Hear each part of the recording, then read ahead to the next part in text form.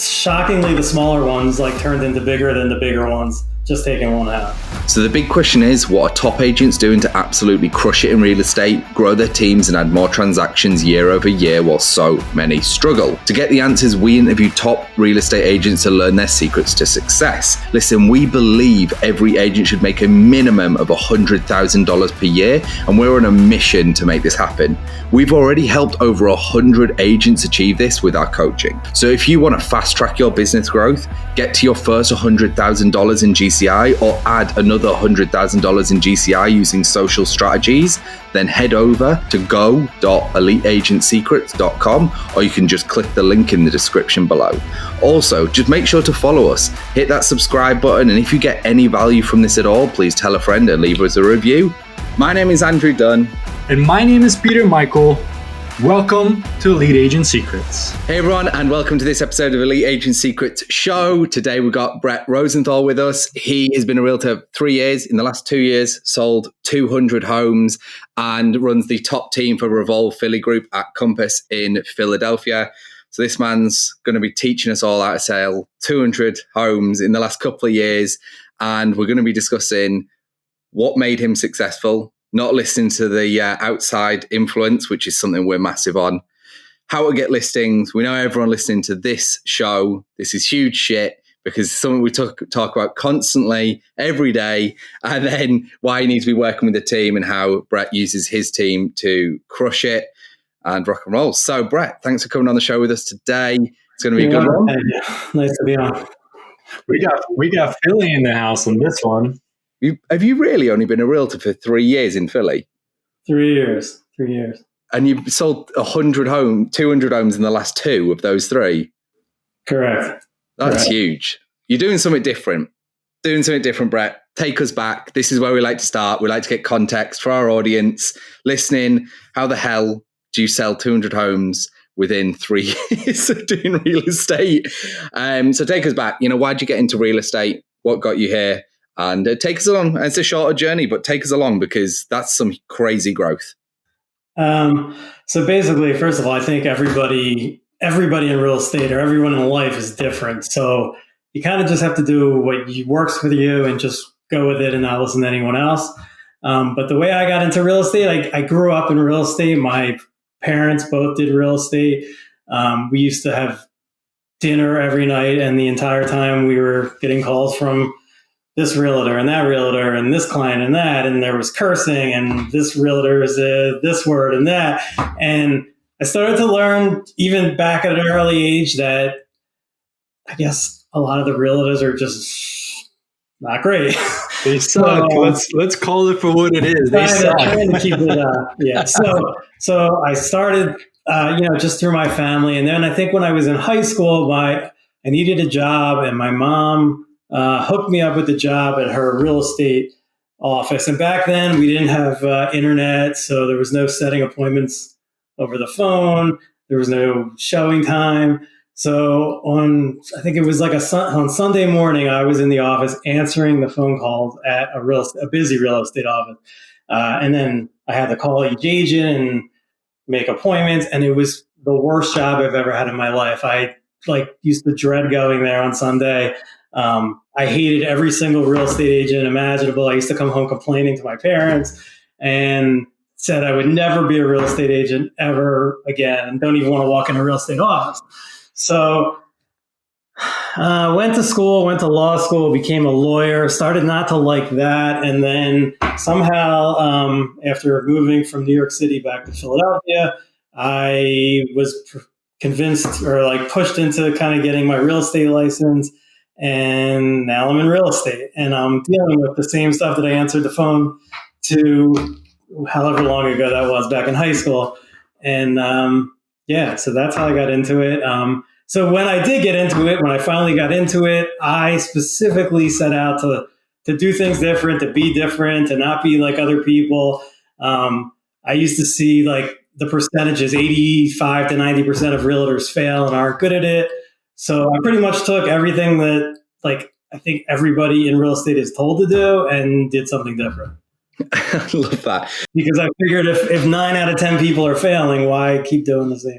technically, yeah, if you speak to the average, 9 out of 10 of them are wrong, right? So you work the averages. And I know, like, this is, before we dive into your first topic, this is something actually me and Peter are huge on. But before we go into that, because we're going to go off on some tangents, because I think that's why we found our success so quickly as well, is actually your first topic. Obviously, in the last couple of years, you've done, you've grown a team, you've answered the phone, you hated doing that. So you're like, I'll grow a team, they can answer the phone. They can hate doing it. I don't know. And then you've grown a team, you obviously did 100, was it 100 deals last year and 100 the year before? Or was you grown? Was it like 80, 120? I think last year might have been like 105, the year before might have been a little under 100, something like that. Got it. So what would you say were some of the biggest things to allow you to grow so quickly in the last few years, to get to so many deals so fast? So I basically started small. Like everybody was like, don't sell houses under 50,000 or under 100,000. It's a waste of your time.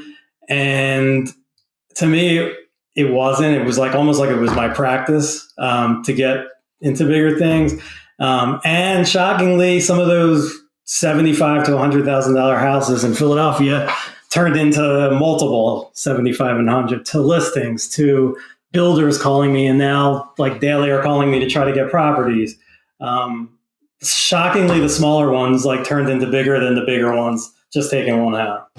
Yeah, and building those relationships, right? It turns one to many. It's like 1 to 7, 1 to 20, whatever it can be, because it's all those relationships you're building, which it sounds like that's exactly what you did, and it happened extremely fast. It's probably the fastest we've ever heard of someone scaling is from you to like basically in 3 years to already doing north of 200 deals is pretty goddamn impressive. And obviously all the listeners will be able to hear, pretty humble, like, yeah, it's like 200 deals. It's like, this is big shit. Like for most realtors, like this is big shit. Whether there's 70, 100,000, which I'm sure there are a little bit more now, it's like, this is, this isn't easy. And what are some of the, I guess, again, before I want to dive in, what are some of the challenges, I guess, that you've faced with such rapid scale? Because like we talk all the time, like Peter, how many was it last month? Like 4 or 5, like a few million last month. And so it's like, that's already a lot. Yeah, 4 in January. God, we're in February already. So yes, 4. But it was just like a compound effect, one after the other. Yeah. And it's like, how are you dealing? Because this is one of the biggest things. It's like, how do you deal with so many goddamn deals? You're averaging like 10 a month, Yeah, well, so that became a problem. Very quickly. I mean, at one point this summer, I was so busy that I was losing it. I like had to go away on a vacation and just like basically make that the excuse of why I couldn't get my phone. But I don't know. I'm somewhat organized in my head, I guess. I don't really have any like system, and I kind of operate like I'm like a world-class athlete, even though I'm not. I wake up early and I like it's just like a routine. I work out, and then I have a lot of energy, so I'll do it all day and most of the night. And follow habits of success, right? It's like from other sources, which again is what we're big on as well. Like there's the reason there's the Kobe's and whatever in the world have success, even though they might not be the most talented. Not talented, but holy shit, when he's doing 5 training sessions a day compared to everyone else doing 1 or 2, it's like it don't take long for him to outpace you, right? Might not be better, but he's just outworking you. And if you got the energy, that's, it's going to give you a competitive advantage in anything. One of the things that you also said is people told you not to do those little deals and you still did them anyways, right? So it was almost like practice, right? I'm very familiar with the Philly market. When you're telling me 50, 75 to 100K, I know exactly which neighborhoods you're talking about. And those are not the neighborhoods that you probably would want to be. Yeah, when I started, I think it was like maybe 40 to 60. Now those neighborhoods, it's like 80. So like things have just which is crazy. So no matter how you look at it, I've lived in Philly since 2011 until 2020. So I know when you're telling me the price points, I know exactly where you were selling the neighborhoods. You were almost borderline risking your life, probably. I mean, I think anyone does right now, but wherever you are, but yeah. But ultimately, where I'm going with this is you didn't look at it as I'm only going to make X from what you're sharing with us.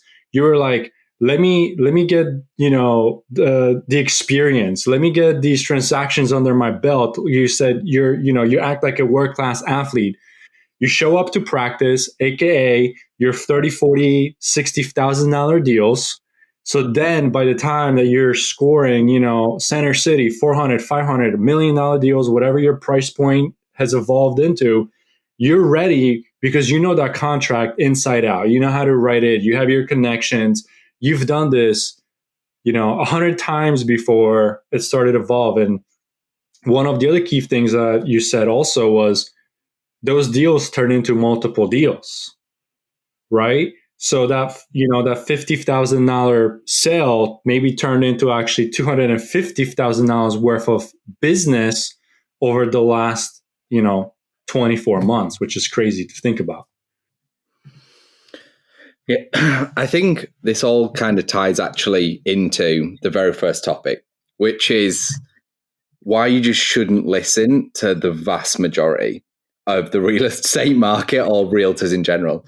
The irony of it is this whole show, the whole point of this show, this podcast, our content is to actually be a source of, these are all like real as fuck agents who produce a lot of volume and who've done it over and over again consistently. Like, just listen to these guys. We drop an episode every day of like strategies. You're about to share some with us. So we always want to hear from you first. When you say, what made you successful was not listening to what any other realtor told you, explain what you mean. Take us back, why that's one of your top secrets. I mean, so I grew up so even my family, like when I started real estate, the first thing they did was they paid for and signed me up for a class where the main goal was to work your sphere and friends and family and go to your friend's house with a cake and stuff like that. And that's like, to me, I'd rather keep that a little separate anyway. So it wasn't something that I really felt comfortable with. And two, to me, that was like common sense. If you want to get a listing from one of your friends, be a little nice, you show up, do some things. So while that class is a highly successful class and tons of people do really, really well with it, for me, it was a waste of my time and things that I thought I kind of knew anyway, and wasn't going to be the way that I was going to get my business. I pretty much just met new people, or just different approaches. Some people, the way they handle a listing appointment is a little different than me. People telling me to do open houses every single weekend. I never had one successful open house. And when I started working during those timeframes that I would have been doing an open house and actually selling houses, I kept saying to myself, why am I going to go sit there for 2-3 hours on a Sunday, especially in the summer, like when I could be at the beach, making phone calls and actually getting listing appointments to come in on Monday and Tuesday and get a listing? Or I just started to, and to the day, every single person says you must go to open houses, and 9 out of 10 realtors aren't doing something right, but everybody's telling them to go to open houses. And I'm not saying that they can't work, because I know people that have gotten nice things from them, but I just think there's other ways to do it differently. And when I started not to listen, social media also, people are telling you maybe don't post that on social media. I started to find the more you post it, and more, especially not about real estate, on your real estate page, that you might have been a little embarrassed about even doing, I started getting more leads or conversations and followers. And so I started not to listen to anyone, what they were telling me. Hopefully you listen to us, Brett. That's all I'm going to say. I'm just going to throw it out there. I mean, if this was out 2 years ago, I think we'd take some of this success, claimed your success here, but it wasn't, so we can't. No, but in all seriousness, this is totally true, right? So the reason why I say we're big on this as well is when we got into real estate, it was the same shit that we heard. Do open houses, cold call, door knock, ask your sphere for referrals. Peter just moved from Philly to Boca, no sphere. brand new to the area, no database. So then everyone else is out there going, oh, you're fucked. And then we're like, no, we're not, because we don't listen to your shit. And you go into I'll tell you one of the most toxic places to go for anyone listening, go into real estate Facebook groups. And then you will come out of them and want to kill yourself, because everyone will tell you how shit this world is, right? But then all of a sudden there's tons of people in real estate making a lot of money, and you're like, there's Jackie down the street who's moaning that she hasn't had a listing for 12 years. And you're like, don't fucking listen to Jackie. Right? This is the problem. How did Peter do? He's already crossed over 100,000 in GCI, capped as an agent within just under 4 months, right? Like 6-figure agent under 4 months, right? Like, and everyone else is like, oh, the market's really tough. No, it's fucking not. No, it isn't. We do it through social media. This is our thing. Like, cards on the table. Everyone who listens know, like, we use Facebook ads. That is our jam, whether it's organic or paid. We love that platform. All platforms are good and bad. Just choose what you got to pick your poison. Like you said, open houses work. They really do. Peter does some open houses as well. It's a way to connect with other realtors in your area, build a bit of a network. Ironically, here's confession time. I've only done one open house, and out of that one open house, I got 3 transactions. There we go.